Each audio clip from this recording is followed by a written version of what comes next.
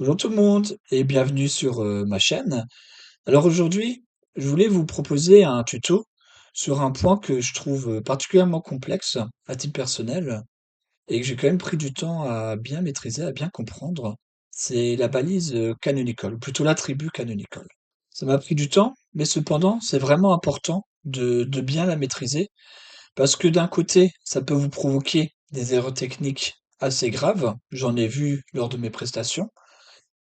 Et de l'autre côté, c'est quasiment nécessaire de s'assurer qu'elle est bien implémentée quand vous avez un site e-commerce. Donc du coup, trêve de blabla, je vous propose de passer tout de suite sur la partie plus opérationnelle. Pour bien vous expliquer les enjeux et comment on fait, je vais partir de cet article qui est présent sur mon site, qui va vous donner la plupart des cas de figure, quand on l'utilise, pourquoi on l'utilise, à quel problème ça répond, un peu les erreurs.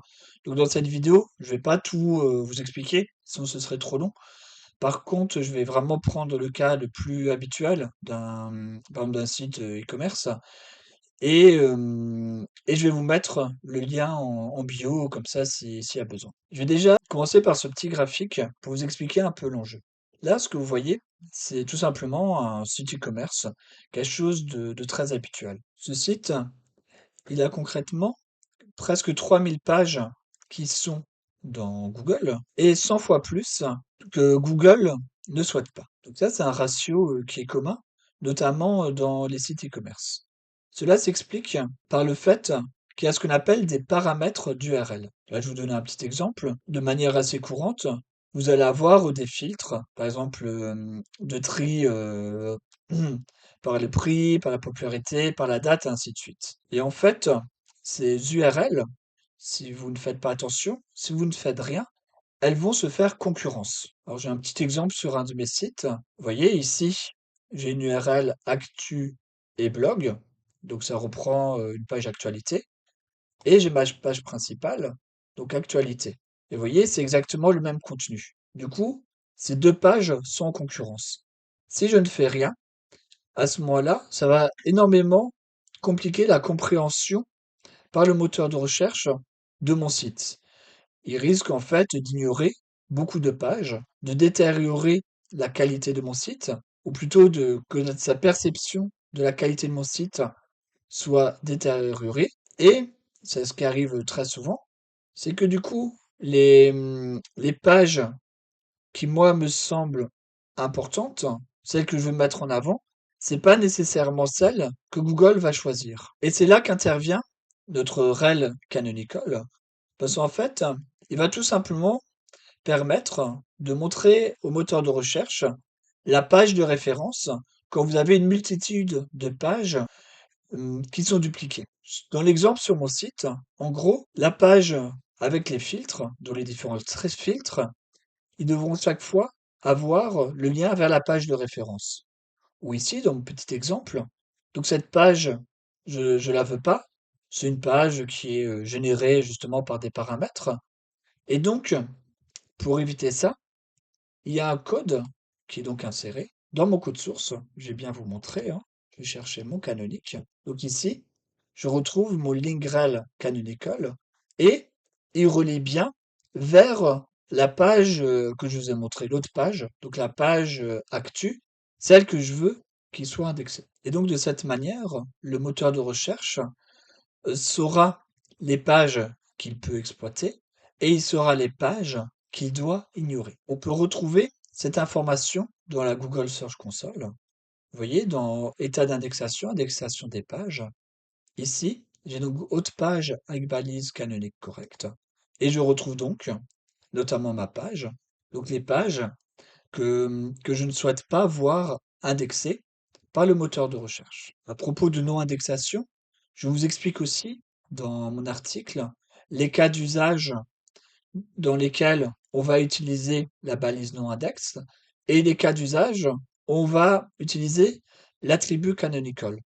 Donc, en résumé, hein, l'attribut canonique, on va l'utiliser vraiment quand on a des pages dupliquées et non index pour les autres cas de figure. Ensuite, pour implémenter cet attribut, bah, en fait, ça va dépendre des technologies que vous utilisez. Comme vous le savez, WordPress, c'est quelque chose qui est modulable. Donc, quand vous voulez rajouter des fonctionnalités, vous devez utiliser des plugins.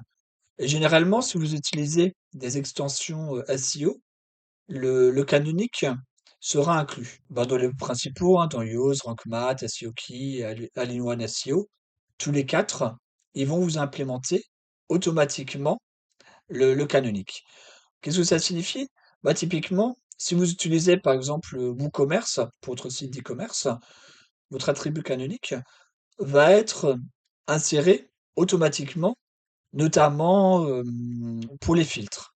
Dans ce cas-là, il faut juste vérifier que c'est configuré comme vous le souhaitez et vous n'aurez rien d'autre à faire. Les autres CMS d'e-commerce, comme Shopify, PrestaShop, Wix et ainsi de suite, eux, ils l'implémentent par défaut. Si vous utilisez d'autres technologies, il faut que vous alliez comme moi dans le code source, vous tapez canonical, pardon, et vous vérifiez si le code est présent ou pas. Franchement, si vous utilisez un CMS en e-commerce et que le canonical n'est pas présent et c'est pas prévu, vous pouvez pas mettre d'extension, moi je vous conseillerais quand même de changer de CMS e-commerce. Parce que sans ce canonical, ça va vraiment être le désordre total pour votre SEO. Comme je vous l'ai montré, sinon vous allez avoir des milliers de pages qui ne sont pas pertinentes, qui risquent d'être indexées, et ainsi de suite. Vaut mieux travailler proprement et donc soit penser à une migration, ou soit, si c'est un nouveau site, directement changer de solution technologique. Si vous développez vous-même, à ce moment-là, il faudra l'implémenter en suivant, les règles que je propose notamment sur mon site. Il existe aussi, d'autres cas d'usage de l'attribut, canonical. Notamment, ça permet de lutter contre le plagiat. Donc typiquement, si vous avez un site d'actualité, c'est vraiment important de vous assurer que le canonical, il est bien, implémenté. Parce que ça va, indiquer au moteur de recherche que vous êtes bien à l'origine de ce contenu. Par ailleurs, on peut aussi, l'utiliser, par exemple, quand vous avez du contenu qui est très proche. Vous voyez, typiquement, c'est assez courant en web marketing ou quand on fait de la publicité, de créer ce qu'on appelle une landing page ou une page de destination. Donc, ce sera une page avec un contenu très proche d'une page de service, voire de la page d'accueil, mais qui sera vraiment bien pensée pour la conversion. Mais vous voulez pas nécessairement que ce soit cette page qui soit présente sur le moteur de recherche. Donc là, typiquement, vous pouvez très bien implémenter le canonique et indiquer que la page canonique, que la page de référence, c'est soit la page de l'accueil ou la page de service la plus proche. De cette manière, votre page, elle est bien présente sur le site, mais vous vous assurez qu'elle ne sera pas indexée par le moteur de recherche. Sur mon article, je vous propose aussi des exemples d'erreurs. En termes d'erreurs courantes, il faut évidemment pas indiquer en canonique une page non indexée, sinon ben, vos deux pages seront justement pas indexées. Il ne faut pas mettre plusieurs fois la balise linkrel canonical dans votre code source. J'ai déjà vu cette erreur parfois, parce que sinon elle va tout simplement être ignorée. Dans le sitemap, on s'assure aussi qu'il n'y ait pas des pages non canoniques, sinon ça peut créer de la confusion pour le moteur de recherche. Et on fait bien attention aussi à l'usage du canonical pour les pages multilangues. Pour indiquer des pages alternatives dans d'autres langues, on utilise bien la balise linkrel alternate. Et après, vous voyez ici, je vous laisserai un peu lire si besoin. Je vous mettais aussi des cas d'erreur un peu plus avancés. Et un petit point juste pour conclure, une des questions qu'on peut se poser là dans la liste que je vous propose, c'est ça arrive hein, que Google, il ignore votre canonical. Donc ça, c'est un peu embêtant, mais je l'ai déjà vu sur certains sites. Tout simplement, vous indiquez une page de référence à Google, mais malgré cela, lui, il va ignorer le canonique et va quand même préférer l'autre page. Donc là, dans ce cas-là, vous pouvez pas faire grand-chose. Et si c'est vraiment embêtant, bah dans ce cas-là, vous n'avez pas le choix. Vous devez supprimer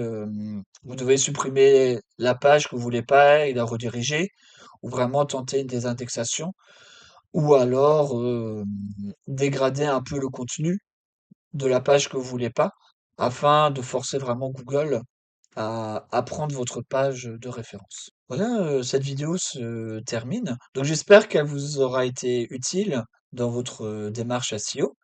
Elle est dans le cadre, hein, de cours que je donne, de cours et de coaching. Je vous mets aussi les liens, en bas de la vidéo et par ailleurs, bah, si la vidéo vous a plu, n'hésitez pas à rajouter un petit like, ça fait toujours plaisir. À bientôt.